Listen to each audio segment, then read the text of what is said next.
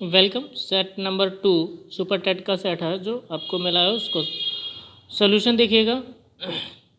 तो पहला एक क्वेश्चन है, 3 संख्याओं का योग 98 यदि पहली और दूसरी के बीच अनुपात 2:3 है तो देखो क्या करना है। इसके लिए 2:3 है, 2:3 ये फर्स्ट नंबर और फर्स्ट एंड सेकंड 2 और 3 है। दूसरी और तीसरी के बीच का अनुपात 5:8 है। देखिए ये बन जाएगा 10, ये बन जाएगा 15 और ये बन जाएगा 24। ठीक, 24 + 34 और 15 49। 49 बराबर योग दिया है 98, तो 1 का मान आएगा 2। मुझे चाहिए है दूसरी संख्या ज्ञात करनी है, तो 15 × 2 ये दूसरी है। 15 × 2 कितना बन जाएगा 30। अगला क्वेश्चन देखेंगे। यदि आर त्रिज्या के वृत्त के अंतर्गत एक समषुट्भुज बना है, क्या है तो समषुट्भुज बनाना है। देखिए ये ऐसे बनना है समषुट्भुज, ये समषुट्भुज है और ये एक सर्कल है, ऐसे इसको टच करता हूँ। तो इसकी रेडियस कितनी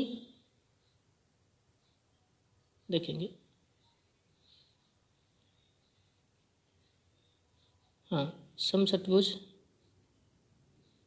ओके ये बना लीजिए दोबारा से।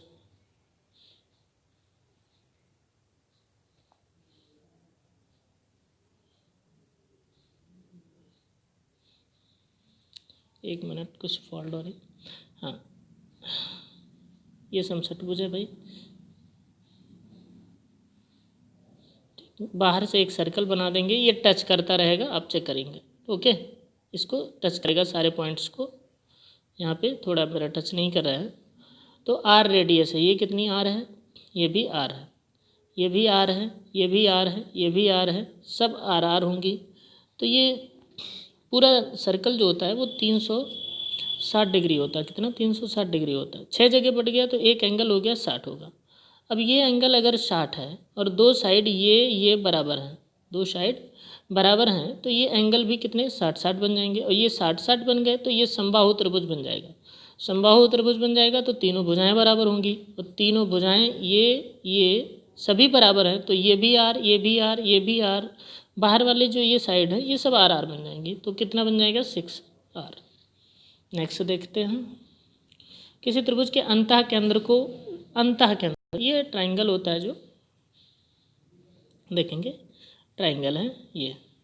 और इस जो कोण होते हैं, एंगल जो बाइसेक्टर होते हैं, यहाँ से लाइन लेके एक चाप लगाया जाता है, फिर यहाँ से लेके इसको कुछ काटता है, इधर से लेकर के इधर काटता है, फिर ये काटता है। जो कोणार्धक होते हैं ये एंगल बाइसेक्टर, इनका पॉइंट जो होता है वो अंतः केंद्र बनाता है। तो कोणार्धक इसका आंसर होगा। नेक्स्ट देखते हैं इसमें। हाँ देखिए बढ़िया क्वेश्चन पूछा गया था। जैसे ये लिखा है 1001, अगर इस 1001 का मैं 1 हटा के ऐसे कर दूँ, 4 अंक है, और इसका क्यूब करने का मतलब इसकी गुणा जब ऐसे होगी 3 बार, 3 बार, तो 3 3 6 9 तो जीरो हो बन गए। एक अंक ये वाला चाहिए, तो 10 अंक में नंबर होना चाहिए। 3 तो 5, 1 2 3 4 5 6 7 8 9 10, इसमें 10, 3 तो 5 2 7 2 9, ये भी नहीं 9, ये भी नहीं 2 4 6 9, ये भी नहीं, तो तीसरा वाला आंसर होगा। अगला देखें। यदि किसी संख्या का 20%, किसी संख्या का 20%, संख्या x देखेंगे जी, तो संख्या x का 20% बराबर कितना है 120। तो काट देंगे 600 आ जाएगा x का मान, और x बराबर अगर 600 है तो मुझे x का 120% चाहिए, तो ये कितना बन जाएगा 700।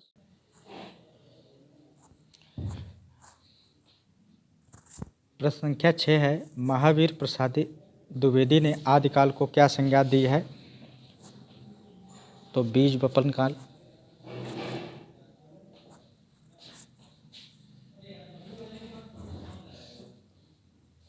बीज वपन काल, ए ऑप्शन। हिंदी शब्द किस भाषा से लिया गया है?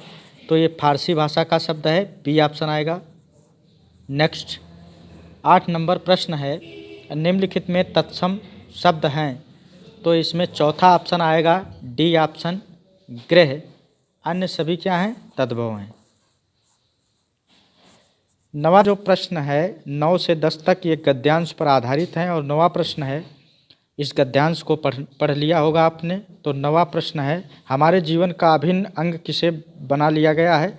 तो पाखंड और दिखावे को, बी ऑप्शन। नेक्स्ट प्रश्न है 10वां, छलने की कला का हम किस प्रकार उपयोग करते हैं? तो ये ए ऑप्शन आएगा, खुलकर।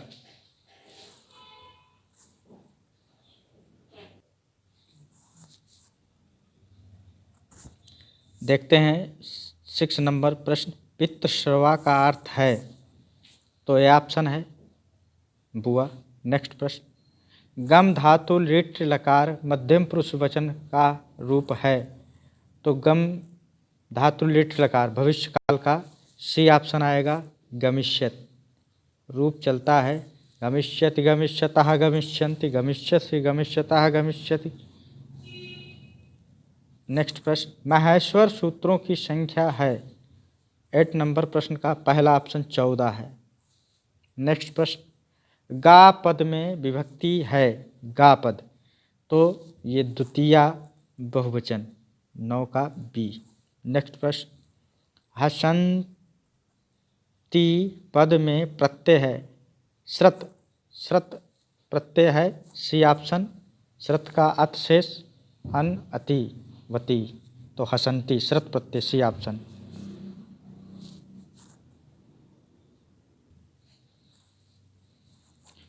साइंस में प्रश्न नंबर 6 है, स्कर्वी रोग किसकी कमी के कारण होता है? तो यहाँ पे ऑप्शन जो है, C option, vitamin C. Next प्रश्न, HIV मुख्यतः संक्रमित करता है? HIV, बी ऑप्शन आएगा, सहायक लिम्फोसाइट्स। 8 नंबर है, डाउन सिंड्रोम होता है? तो ये बी ऑप्शन आएगा, 21वें गुणसूत्र की त्रिसूत्रता। नेक्स्ट प्रश्न है, मनुष्य का कौन सा अंग अवशेषी अंग होता है? तो ये ऑप्शन आएगा, कर्णपल्लव पेशियां। थ्रोम्बोप्लास्टिन कहाँ से रक्त स्कंदन के लिए प्राप्त होता है? 10 नंबर प्रश्न है, तो बी है, प्लेटलेट्स।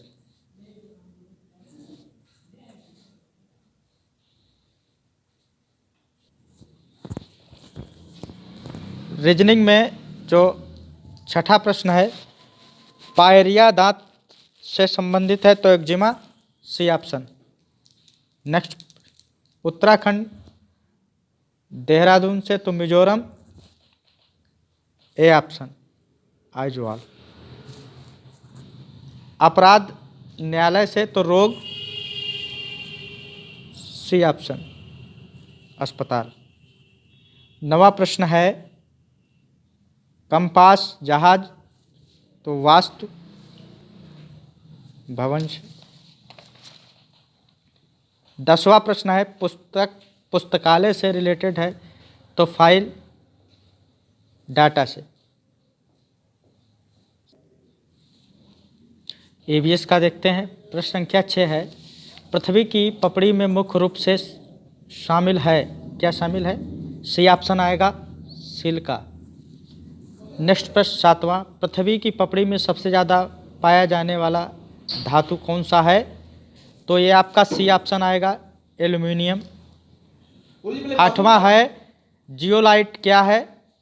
तो ये बी ऑप्शन आएगा, हाइड्रेट सोडियम एल्युमिनियम सिलिकेट। 9वां प्रश्न आएगा, निम्नलिखित में कौन सा आग्नेय शैल नहीं है? तो ये ए ऑप्शन आएगा, डोलोमाइट। 10 नंबर संगमरमर की एक कायांतरित चट्टान है, तो बी ऑप्शन आएगा चूने का पत्थर। देखेंगे शिक्षण कौशल संबंधित शिक्षण क्रियाओं या उन व्यवहारों के संपादन से है जो छात्रों के सीखने हेतु सुगमता प्रदान करने के इरादे से किए जाते हैं। यह कथन किसका है? ये कथन किसका है भाई शिक्षण के हिसाब से? तो शिक्षण में ये बी के पासी का कथन है। नेक्स्ट क्वेश्चन देखो, अपने छात्रों से गहरा तालमेल बनाने हेतु आपको संप्रेषण में कुशल होना चाहिए, उनका मार्गदर्शन करना चाहिए, छात्रों के साथ खुलेपन का व्यवहार करना चाहिए। तो इसका हो जाएगा उपयुक्त सभी। ये सारी चीज़ें आपको ज़रूरत पड़ेंगी, उपयुक्त सभी। अगला क्वेश्चन, सार्थक संप्रेषण द्वारा क्या संभव है? विद्यालय की प्रगति, छात्र के व्यक्तित्व का विकास, छात्र कल्याण, प्रचार की भलाई। सार्थक संप्रेषण के द्वारा, तो इसमें कौन सा हो जाएगा? सार्थक संप्रेषण के द्वारा जो इसका आंसर होगा वो छात्र के व्यक्तित्व का विकास सही आंसर होगा। विशेष से सामान्य की ओर किस विधि पर आधारित है? विशेष से सामान्य की ओर बात की जाएगी, तो विशेष से सामान्य की ओर तार्किक संगति पर आधारित विधि है। नेक्स्ट क्वेश्चन, विचार संप्रेषण को रोचक बनाने का एक महत्वपूर्ण साधन क्या है? तो विचार संप्रेषण को रोचक बनाने का एक महत्वपूर्ण जो कारक है वो श्रव्य और दृश्य साधन जो होता है वो होता है। ये सही आंसर है आपका। तो ये आपके 5 क्वेश्चन शिक्षण कौशल से थे।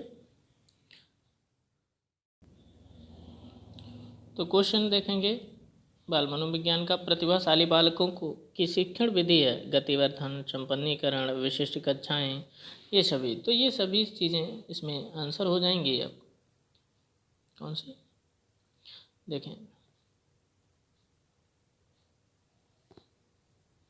ये सभी हो जाएंगे। नेक्स्ट क्वेश्चन है, वंचित बालकों की शिक्षा को निम्न में से किस प्रयास द्वारा नहीं बढ़ाया जा सकता है? ये क्वेश्चन है।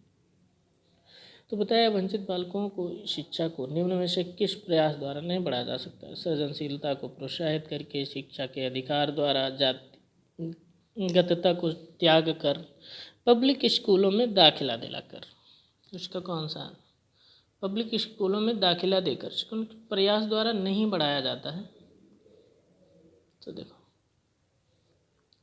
इसमें हो जाएगा वंचित बालकों की शिक्षा को निम्न से किस प्रयास द्वारा नहीं बढ़ाया जा सकता है?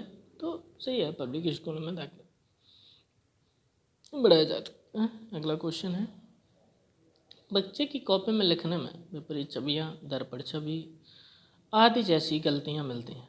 इस प्रकार का बच्चा लक्षण प्रदर्शित कर रहा है किस चीज़ का? अधिगम में असुविधा, अधिगम में अशक्तता, अधिगम में कठिनाई, अधिगम में समस्या। तो इसका आंसर क्या है? नेक्स्ट क्वेश्चन देखेंगे, मानसिक रूप से पिछड़े बालक की विशेषता होती है संवेगात्मक रूप से अस्थिर, रुचियाँ सीमित होती हैं, निरंतर व्यवस्था का होना, उपयुक्त सभी। तो 12 में क्या होगा? डी। मंदबुद्धि बालकों की विशेषता नहीं है। सीखने की मंदगति, अमूर्त चिंतन का प्रभाव, शारीरिक दोष, मौलिकता। तो मौलिकता का यहाँ पे कोई संबंध नहीं है। देखेंगे मौलिकता। नेक्स्ट, प्रयास और भूल सिद्धांत के प्रतिपादक हैं कौन है? ये थॉर्नडाइक। प्रयास और भूल के जो सिद्धांत के प्रतिपादक कौन है? थॉर्नडाइक। नेक्स्ट क्वेश्चन देखेंगे, प्रतिभाशाली बालकों की समस्या है क्या है? तो बालकों की समस्या है समूह में शामिल होना, अध्यापन विधियाँ, स्कूल विषयों के चयन की समस्या, उपयुक्त सभी। उपयुक्त सभी जहाँ दिखता है वहाँ पे मोस्ट ऑफ उपयुक्त सभी सही होता है। देखिए इनमें से कौन सी विशेषता प्रभावशाली व्यक्तियों की नहीं है? 16 नंबर का क्वेश्चन। तो उच्च आत्म क्षमता, निम्न और सती मानसिक क्रियाएं, अंतर्दृष्टि पूर्वक समस्याओं का समाधान करना, मानसिक। तो इसमें कौन सा होगा? बी, निम्न और सती मानसिक क्रिया। Next question. यदि कोई बालक मनोवैज्ञानिक रूप से अक्षम है, उसका शारीरिक विकास रुक गया है, आलसी हो गया है, प्रतिदिन निर्बल होता जा रहा है, जो काम खांसी बने रहते हैं और उसे गहरी निद्रा नहीं आती, तो ये लक्षण किसके हैं? कुपोषण के लक्षण है। किसके लक्षण है? कुपोषण के लक्षण है। तीसरा वाला आंसर ज़्यादा सही रहेगा। नेक्स्ट देखते हैं।